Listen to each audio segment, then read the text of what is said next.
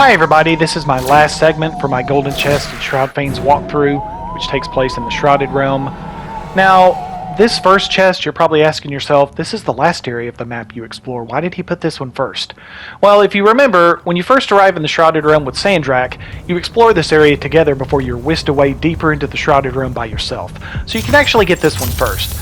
But if you miss it in the beginning, you'll be able to get it at the end of the level. And when you're teleported down here,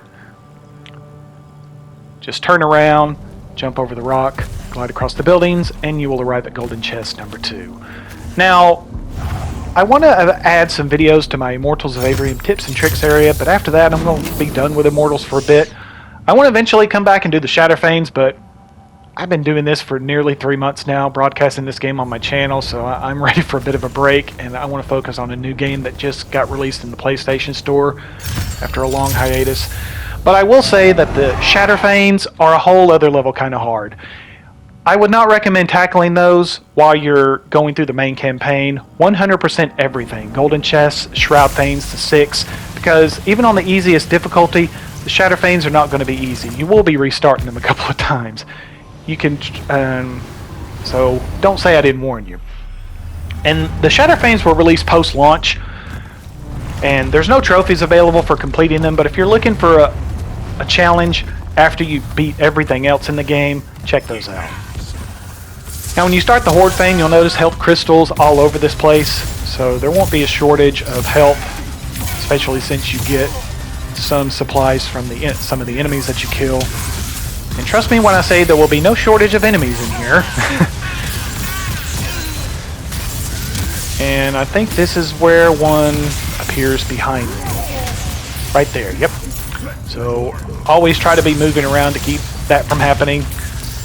And after you take him out, green enemies will start appearing. And you notice that I jump up whenever I launch my torrent missiles, especially if I'm at a lower elevation. Because if I don't, sometimes the missiles hit the wall in front of me instead of the enemies I'm aiming at. And then when I jump up here, I finish him off right when he releases his green balls of magic. When you kill him, they dissipate and don't home in on you. If timed right. Here's me jumping up again. And yes, be ready to dart out of the way of his dome attack. It does do some damage, especially if you're on immortal mode. But he just does it one time here instead of 2 or 3 dome attacks consecutively like he's done in previous Shroudfanes, so you don't have to worry about that. Now, Disrupt is your friend here. You'll notice that it stuns him just like it does the red mages. So keep that in mind. And this is my first Dominion attack, which took a good bit of his health, and Bash kept me locked in as it darted around on me. And you'll have enough enemies for a second Dominion attack in here, which both of mine was saved for the sub-bosses. If you invest enough in the talent tree and you're on a harder difficulty, you may have enough for 3 of them in here. Now right here, where all these enemies spawn in the same location, where I bash him, I should have did a vortex, and that would have pulled all the enemies into one area, summon a shatter to break their shields, a quick bash would have probably broke the rest of their shields, and just hit them with red magic. Probably could have taken a lot of them all out at once in the same area. So give that a try and let me know how it works out for you. And another thing right here that kills me is like my mana bar. I'm like, refill your mana bar, you idiot.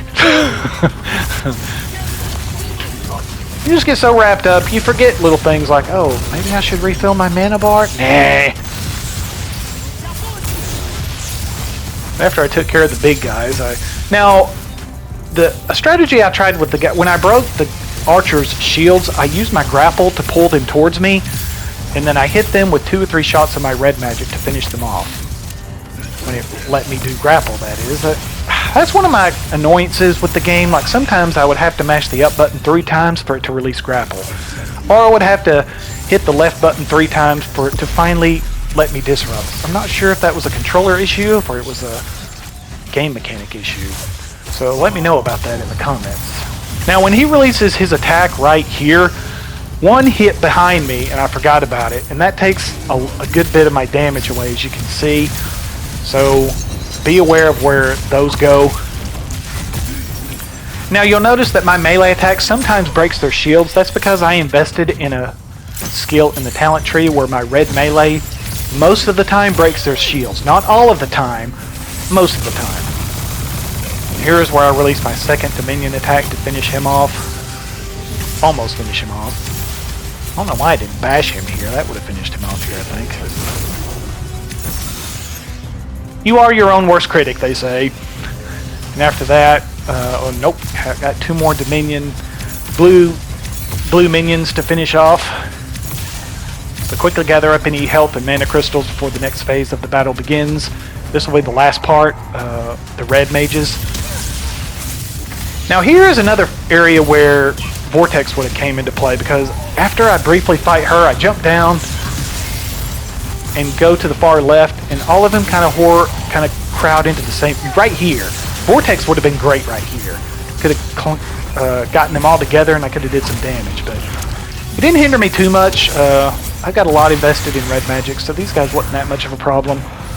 You do have a red Hulk and 2 red she-devils to deal with in here. I like to give my enemies little nicknames. But I love to do bash, so I got a lot invested in red magic, as you wouldn't have been able to guess by all the times I did bash in this video alone. Now I've finished one of them off right before he jumps in front of me. And when I finish him off, I try to bash through him as he's dying and bash the last one directly behind him. And I hit an invisible wall and it doesn't let me, as you see. And so be aware of that. Like, give it a couple of seconds when you kill before you try to bash through him, or try to sidestep and bash to the side of him. Because apparently they can hinder you even in death. And gather up any health or mana crystals before you leave, because you can't backtrack, obviously. As well as any essence that you find along the way. Now this will be a legendary bracer that you pick up, Xerxes. And there is its lowest stat, and there is its highest. Now, I already had the legendary bracer at this point. I think I wound up keeping the one I already had. I had, it gave me a +1 to my blink and a reduction in my blink recharge. And then a big boost to armor. So I wound up keeping that one. And don't forget about the golden chest in the area before you leave, if you didn't get that first. Now, I would just like to say, I've had a lot of fun with this game. Most games that I play after a run through of the main campaign, I'm bored with it and I'm ready to move on to another game. But this is like my 4th or 5th run through of this game, and I just keep coming back for more. And you learn so much with each playthrough, and I think that's one of the things that keeps you enticed enough to come back.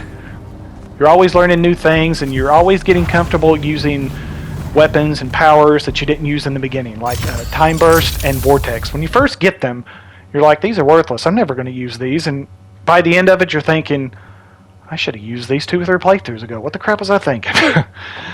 But, and Immortals mode is very challenging if you know people that are looking for the hardest difficulty and just bone-crushing challenge. But it's also got a good...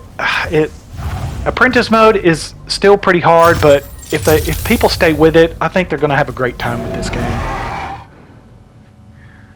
Now here, before you jump down, look down and you'll notice that the entrance to the red Shroudfane is almost in a circle of moss. And as you get closer, you'll be able to see it. And you have hover as a backup if you mistime it. And you'll notice you have a red crystal and some chests before you grapple over to where you face your last member of the 6.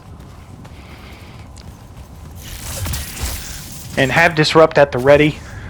Now, after battling this guy a couple of times, I've learned that Disrupt doesn't keep him from activating his shield every time. And the first time I faced him, I started hiding all over the place. This time I just went on the offensive and just started wailing away. And here is where you'll notice that I hit him with Disrupt, and then he activates his shield. But I got lucky and shattered his shield with my melee, and that's what I was talking about with that skill earlier. But like I said, it doesn't work every time. And here is where I used my Dominion attack to before I was able to finish him off. Now, one thing that helps me when I enter a Shroud Fane like this, if I don't have a full Dominion bar, I will go back to previous areas until I get a full one. And then go back to the area, go in there, and it automatically saves your progress. And then if you die in that Shroud Fane, you're reloaded at the beginning of the Shroud Fane with a full Dominion bar. And here's where you get the God Spear, which a lot of people say is the best blue weapon in the game. And as you can see, it has some pretty impressive stats. And when you exit, don't forget about the the golden chest in the corner, and then quickly zip up out of the cave. And this last golden chest will wrap up this segment. I want to thank everybody for the likes and the comments for my video. I appreciate your feedback, and I will catch you on the next one. Take care.